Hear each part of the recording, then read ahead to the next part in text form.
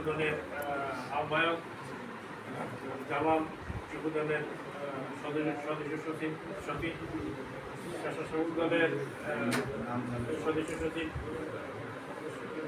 আহ্বায়ক, স্বেচ্ছাসেবক দলের সদস্য সচিব রহমান, এখানে নাম না জানা অনেকেই নেতৃবৃন্দ, অনেক নেতৃবৃন্দ এখানে আছেন। আমি ওনাদেরকে ধন্যবাদ জানাই। দীর্ঘ সময় কিন্তু আমরা আজকের মতো এরকম একটা অনুষ্ঠান করতে পারি নাই, এরকম একটা আলোচনা সভা করতে পারি নাই। এই আলোচনা সভার যিনি মূল দায়িত্বে ছিলেন তিনি আমাদের সাফায়েত ভাই ইউনিয়নের সভাপতি, ঠিক আছে, কিন্তু ওনার কিছু ত্রুটি বিচ্যুতি আছে, আমরা জানি। উনি মোবাইল কেউ ফোন করলে ধরেন না, উনি অন্য এলাকায় মিটিং করেন না। আশা করি আজকের মিটিংয়ের পরে ওনার এই ত্রুটি বিস্তৃতিগুলা উনি পরিহার করবেন এবং সবাইকে নিয়ে সামনে যাতে শক্তি হয় উনি ব্যবস্থা নেবেন। অনেকে হয়তো অনেক ধৈর্যচ্যুতি হতে পারে, আমি বেশি কিছু বলবো না। তবে প্রত্যেক ওয়ার্ড কমিটিগুলোর ব্যাপারে আশা করি ওনারা সভাপতি সেক্রেটারি মিলে যেভাবে সুন্দর হয় ওভাবে ওনারা ব্যবস্থা নেবেন। আর সুন্দর অনুষ্ঠান জালাল এবং ওই যে ইয়ের মধ্যে জাকিরের একটু সামান্য একটু আলোচনা কিছু হয়ে গেছে। আশা করি ওনারা আলোচনা সভার পরে আশা করি ওনারা নিজেরাই আবার এই জিনিসগুলা প্রোটোকলের মাধ্যমে শেষ করতে। এটা কারণ দরকার বিরোধীর বিষয় নয়, এটা হলো কমিটিগুলা যেগুলি কমিটি হয়েছে যুবদলের সব কমিটি আমাদের ছিল, কিন্তু এগুলি এখন মেয়াদ উত্তীর্ণ হয়ে গেছে। এখন যুবদলের কমিটি করতে, ওয়ার্ড কমিটি করতে গেলে সবদিকে তো আমাদের যাইতেই হবে। স্বেচ্ছাসেবক দলের কমিটি করতে হলে যারা স্বেচ্ছাসেবক দলের আছে তারাও কিন্তু যাইতেই হবে। মূল দলের কমিটি করতে হলে সভাপতি যাইতেই হবে। মূল মিলে কিছু ব্যাপার না, এখানে যারা স্ব দলের কমিটিগুলা, ওয়ার্ড কমিটিগুলো তারাই তো অনুমোদন দিবে। এখানে তো তর্ক বিতর্কের কিছু নাই। আশা করি অনেকের ধৈর্যচ্যুতি হয়ে গেছে। আমি আশা করি আমাদের যারা মূল দলে আছেন ওনাদের ত্রুটি বিচ্যুতিগুলো ক্ষমা সুন্দর দৃষ্টি দেখার জন্য আমি সবার দৃষ্টি আকর্ষণ করছি। আমি এগুলো আমি আমার বক্তব্য শেষ করছি। এই মিটিংয়ের মাধ্যমে সম্মানিত সভাপতি, সম্মানিত সিনিয়র সভাপতি, সম্মানিত করণ ভাই, আমাদের যিনারা আমাদেরকে পথ দেখাইছে, 12 নম্বরের আতিক ভাই, ওয়াসি, ছোট মশারেফ, এই 3 জনের মশারেফ ভাই ঝান্ডা নিয়ে 12 নম্বরে ঢুকছে। আমার তরফ থেকে, দলের তরফ থেকে, সংগঠনের তরফ থেকে ওদেরকে সেলুট জানাই।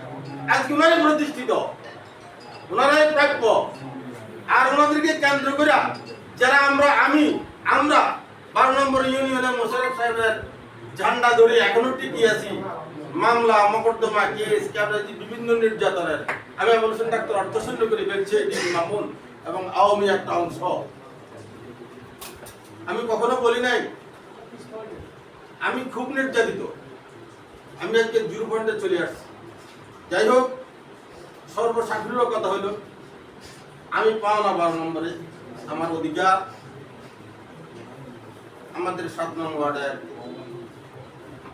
সিনিয়র আতিক ভাই যে প্রস্তাবটা রাখছেন, উনি আসলে মেধাবী লোক। উনি বুঝতে পারছে ডাক্তার এখানে শ্রম, ঘাম, অর্থ সবকিছু আছে।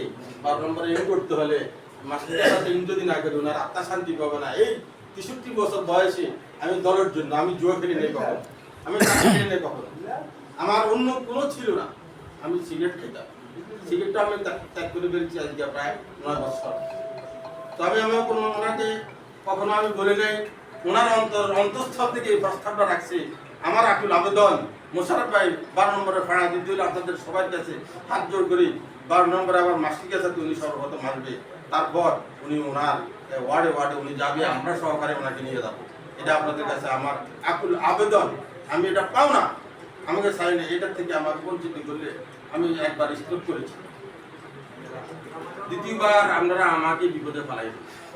কারণ আমি দলকে এত অন্তঃস্থল ভাবে আমি দলকে পছন্দ করি। আমার কোনো নেশা নাই, দল আমার নেশা। যাই হোক, মোশাররফ ভাই যখন এই 5 আগস্টের 5 তারিখের আগে উনি মালয়েশিয়া ছিলেন, ওনাকে ফোন করছি। উনি বলছে, এই ডাক্তার সাহেব, আমি কি আপনার 12 নম্বরে আসতে পারবো? আমি বলছিলাম, কি ভাই, কি কথা বললেন, কেন আসতে পারবেন না? আপনি আসতে পারবেন ইনশাল্লাহ। আপনি দোয়া করেন আমি জীবিত থাকা অবস্থায় যেন আপনি আসতে পারেন, আপনি আসবেন। এবং ওনার সাথে সৌহার্দ্য আলোচনা হয়েছে প্রায় যাওয়ার পরে। এখন আর এখানে যেটা না বললে না হয়, আপনার 12 নম্বর ছাড়া অন্য কারোর সাথে রাজনৈতিক কম করে এলে আমরা একত্রিত থাকতে পারবো না, একত্রিত হইতে পারবো না। তার কারণ ওরা কিছু লোক চাটুকারিতে আছে, দলের মাঝে সব দলের মাধ্যমে আছে, ওরা একে অপরকে ভালো জানে না, একে অপরের পরিচয় করাই দিতে জানে না। আলহামদুলিল্লাহ, আমি 12 নম্বর ইউনিয়নের এই অন্তত 10 থেকে 12 জনের একটা লিস্ট তৈরি করে রাখছি। ওনার নামটা অচিরেই ওনার ইয়েতে চলে যাবে, আপনাদের সাথে কথা বলবে। ওনার মন আছে, মন মানসিকতা আছে, সমন্বয় করার জন্য বলছে। সমন্বয় করার পরে উনি দাবা খাতে উনি আসবে, আপনাদেরকে নিয়ে বলবো সব ঠিক আছে, আমাদের মন সব ঠিক আছে। আমরা বিএনপি যারা করি, যারা মোশাররফ ভাইয়ের দল করছি, আমরা কারা অন্তর্ভুক্তি নয়, কোনো ভাইয়ের দল নয়। আপনার যে গ্যাপগুলো আছে, আমি বলছিলাম যে 5 ওয়াক্ত নামাজ আদায় করা এক জিনিস, আর মাঝখানে যে 3 ওয়াক্ত পড়লাম না সেটা আরেক জিনিস। আপনি যে কচুয়ার জমিনে আসবেন, আপনার ভুল ভ্রান্তিগুলোকে আপনি সমাধান করছেন। বর্তমানে এখনো 10 সাল থেকে রানিং পর্যন্ত বৈধ কমিটি ওনার হাতে, মোশাররফ ভাইয়ের হাতে। এই কথা চিরন্ত সত্য। উনি আসবে, উনি ঠিকই থাকবে। আতিক ভাই বলছে কোনো দুর্ঘটনা না হলে ওনার কাছে নমিনেশন থাকবে, এটাই চিরন্ত সত্য, এটাই চিরন্ত সত্য। আপনারা সবাই স্ব আঙ্গিকে স্ব গ্রামে, ইউনিয়নে জায়গা, ওয়ার্ডে, বাড়িতে বসে আপনারা চা চক্র করার দল। কোনো দিন কোনো ইতিহাস থাকবে না বিগত 10 বছরের ভিতরে একটা টাকা আবর্ষণ ডাক্তারের পকেটে ঢুকছে, 2টা বেলা ভাত ঢুকছে, 4 করে একটা মিটিংয়ে। তাও আমি অপেক্ষা করাতে 5টা পর্যন্ত আমার 1 বেলা ভাত ঢুকছে। আর মোশাররফ ভাইয়ের মিটিংয়ে কমিলাতে 1 বেলা ভাত ঢুকছে। দলীয় 2 দিন 2 বেলা ভাত খেয়েছি। মুসলমান বলে বিশ্বাস করবেন, আমরা কোন সময় ক্ষমতা ছিলাম, তখন আমরা এই সমস্ত মিটিংয়ের মাধ্যমে 20-30 হাজার টাকা